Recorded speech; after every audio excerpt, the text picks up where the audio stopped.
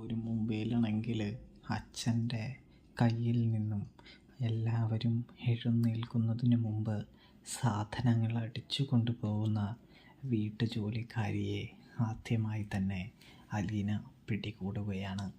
ആ ചേച്ചിയുടെ ഓരോ നീക്കങ്ങളും അലീന മനസ്സിലാക്കുകയാണ് എന്ന് കാണാൻ സാധിക്കുന്നുണ്ട്.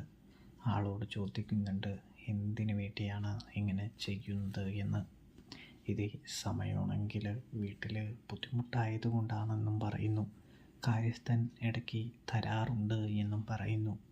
ഇതേ സമയം എടുത്തു നോക്കിയതിന് ശേഷം അലീന അതെല്ലാം തിരികെ കൊടുക്കുന്നുണ്ട്.